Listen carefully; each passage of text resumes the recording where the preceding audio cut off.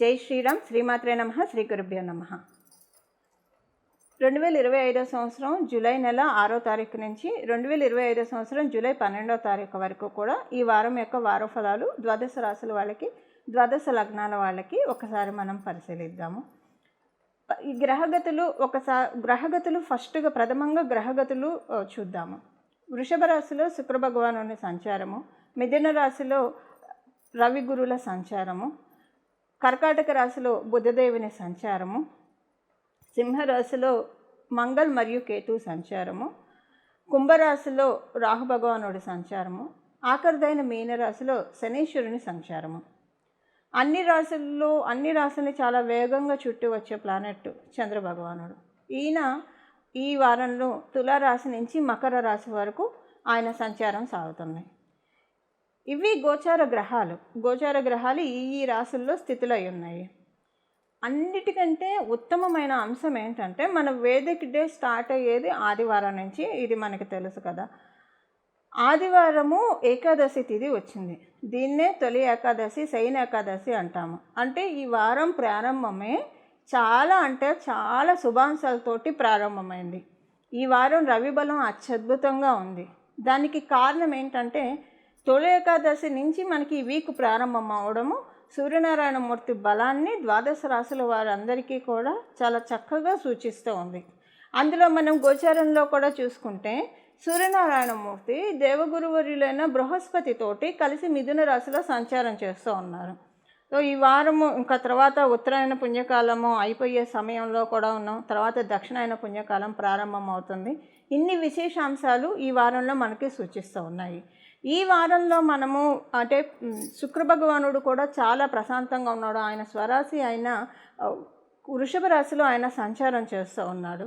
So ఇన్ని శుభాంశాలతో కూడిన ఈ వారము ద్వాదశ రాశుల వాళ్ళకి ఎలాంటి ఫలితాన్ని ఇస్తుంది, ఈ విషయం ఇప్పుడు మనం పరిశీలిద్దాం. వృశ్చిక రాశి, వృశ్చిక లగ్నంలో పుట్టిన వాళ్ళకి ఈ వారం యొక్క గోచర గ్రహస్థితుల ఫలితాలు. ఈ వారము చాలా విచిత్రంగా ఉంటుంది. విచిత్రం ఎందుకంటే మీకు అంటే ఎలా ఉంటుందంటే సహజంగా మనం కాంపిటీషన్ వరల్డ్లోనే ఉన్నాము మనం అందరం కూడా. అది విద్యార్థి లెవెల్ నుంచి ఎవరికైనా ఈ పాయింట్ అప్లికేబిలిటీ ఉంటుంది. ఈ కాంపిటీషన్ వరల్డ్లో విక్టరీ మీ వైపు ఉన్నది, మీరు చేసే ప్రయత్నాలన్నీ కూడా సఫలీకృతం అవుతున్నాయి అన్న శుభశకునాల్ని మీరు చూస్తారు. దాంతోపాటు ఏదైనా ఒక చిన్న బాధ కలిగే అంశం ఉంటుంది. బాధ కలిగే అంశం అంటే అది మీకు, మీ కుటుంబ సభ్యులకి లేదా మీ బంధువర్గానికి, మీ శ్రేయోభిలాషులకి సంబంధించింది అయితే కాదు. డెఫినెట్గా ఎక్కడ వస్తుందంటే పెక్యులర్గా ఉంటుంది. మీరు సపోజ్ మీరు ఉద్యోగస్తులు, వ్యాపారస్తులు లేదా మీరు ఫ్రీలాన్సర్స్ అనుకోండి, ఎవరైనా సరే మీరు ఎవరినైనా కాంపిటీటర్స్గా మీరు భావిస్తూ ఉంటే, అప్పుడు మీరు ఎవరినైతే కాంపిటీటర్స్గా భావిస్తున్నారో వాళ్ళు చాలా డీలా పడిపోయినట్టు మీకు అనిపిస్తుంది. అయితే దాంట్లో బాధ ఏముంది అని మీరు అనుకోవచ్చు. అంటే డీలా పడిపోవడం అంటే నా ఉద్దేశము ఆరోగ్యరీత్యా కావచ్చు, ఏదో ఒక డీలా పడిపోయి వాళ్ళ మాటలు వింటే, అంటే మన అందరం కూడా మనుషులం కదండి. సహజంగా మన సనాతన ధర్మంలో ఉన్న వాళ్ళమందరం కూడా సర్వేజన సుఖినో భవంతు అన్న విషయాన్ని మన నరనరాల్లో జీర్ణింప చేసుకుంటూ ఉన్నవాళ్ళం కదా. ఆ క్రమంలో ఒక మానవతా దృక్పథంతో మీరు కొంచెం బాధపడతారు. అంటే బాధ అంటే ఈ రకంగా ఉంటుంది. ఇలా ఈ వారం మీకు సూచిస్తూ ఉంది. ఇది అంటే ఇప్పుడు నేను చెప్పిన ఈ సెగ్మెంట్ పీపుల్కి అప్లికేబిలిటీ ఉంటుంది. అలాగే ఇప్పుడు ఉద్యోగస్తులకి చాలా మంచి శుభ సమయం, చాలా ఎక్సలెంట్ పీరియడ్ ఉద్యోగస్తులు అనేది. అయితే ఉద్యోగస్తులకి ఒకవేళ మీ వల్ల అంటే ఎవరి కారణంతో అయినా మీకు రావాల్సిన ప్రమోషన్స్ అవి ఆగిపోయి వాళ్ళకి ఏదైనా ఒక రివర్ట్ బ్యాక్ వెళ్తుంది. ఇప్పుడు ఈ వారం మన గోచర గ్రహస్థితుల రీత్యా వ్యాపారస్తులకి మీకు కూడా ఏదన్నా అంటే ఎవరి వల్లనే మీకు రావాల్సిన డీల్స్ ఇంకోళ్ళకి వెళ్ళిపోయి ఉంటాయి. అలా ఎవరైతే మధ్యలో చెడగొడతారో వాళ్ళకి ఇబ్బంది ఉంటుంది. సో ఇలా ఎవరికైనా ఏదన్నా లేదా మీరు గృహిణీలైనా ఎవరైనా ఎవరి వల్లైనా హర్ట్ అయ్యి ఉంటాయి. ఎవరైతే మిమ్మల్ని హర్ట్ చేశారో వాళ్ళే కాంపిటీటర్స్ అనుకోవాలి. వాళ్ళకి ఏదో గుణపాఠం వెళ్తుంది. కథ గుణపాఠము అయ్యో పాపం కదా అని మీకు అనిపిస్తుంది. ఇలాగ ఏదో ఒకటి మీరు చూస్తారు. ఇదే మీరు విద్యార్థిని అయితే సక్సెస్ ఉంటుంది. మీ తోటి విద్యార్థినుల మీద మీకు సక్సెస్ ఉంటుంది. సీనియర్ సిటిజన్స్కి నార్మల్గా ఉంటుంది, హ్యాపీగా ఉంటుంది, ప్రాబ్లము ఉండదు, అలాగని మరీ సంతోషం కూడా ఉండదు, నార్మల్గా సూచిస్తూ ఉంది. ఇప్పుడు వ్యాపారస్తులకి మనం ఆదాయపరంగా చూసుకుంటే కనుక వ్యాపారస్తులకి కావచ్చు, ఉద్యోగస్తులకి కావచ్చు చాలా కాన్ఫిడెన్స్ లెవెల్ హైగా ఉంటుంది. అంటే బాగుంటుంది కాన్ఫిడెన్స్ లెవెల్.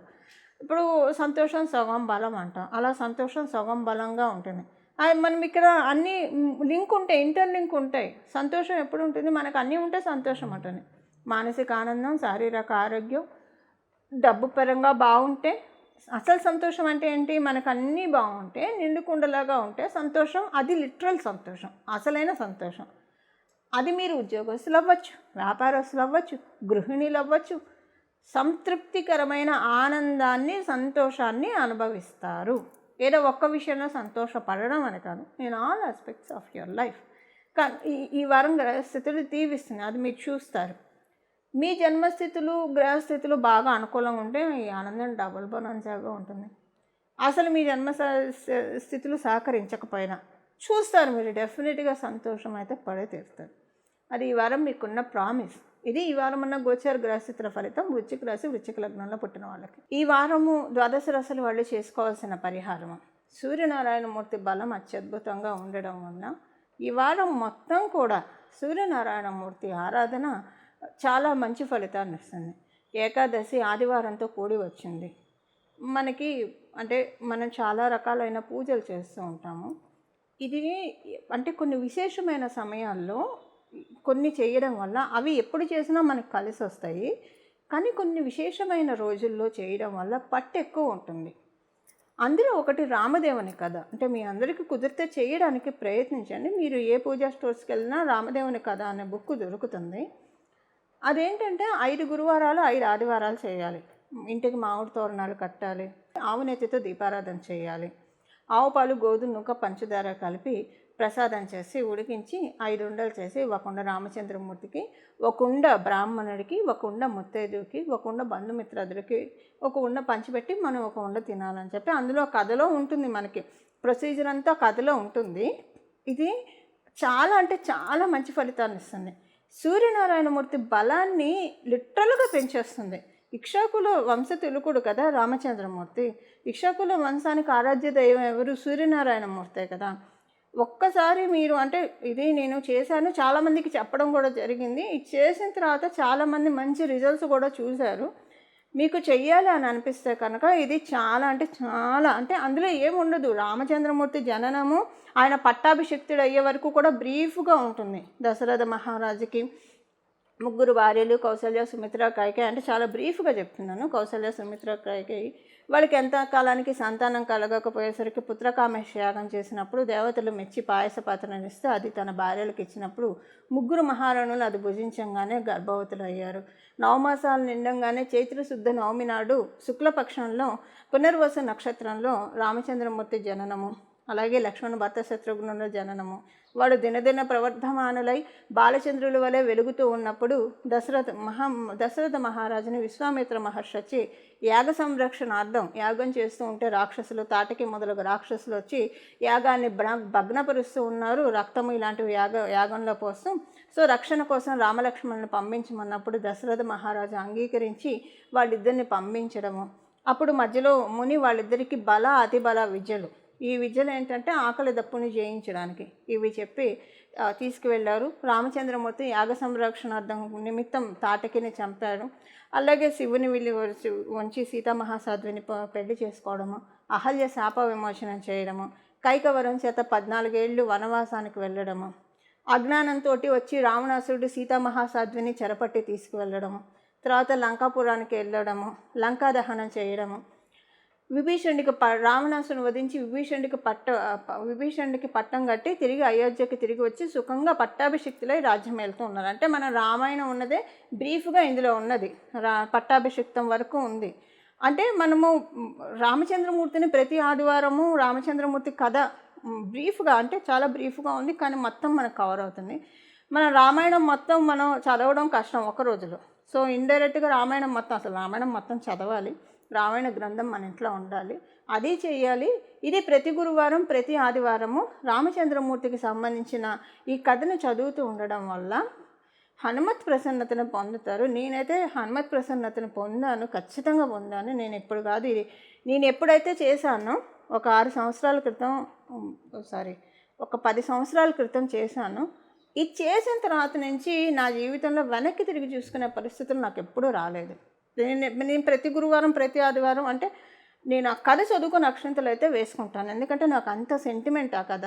చాలామందికి చెప్పాను, అందరికీ మంచి జరిగింది. ఇప్పుడు ఇదంతా ఎందుకు చెప్తున్నానంటే ఈ వారము చాలా బాగుంది. సూర్యనారాయణమూర్తి పట్టు పర్ఫెక్ట్గా ఉన్న సమయము గోచారంలో కూడా మనం చూసుకుంటే. ఈ సమయంలో మనకి ఇంకా పంచాంగ గణన లెక్కల ప్రకారం కూడా ఏకాదశి ఆదివారం రావడము, ఇవన్నీ ఇన్ని శుభాంశాలతో కూడి ఉన్నది.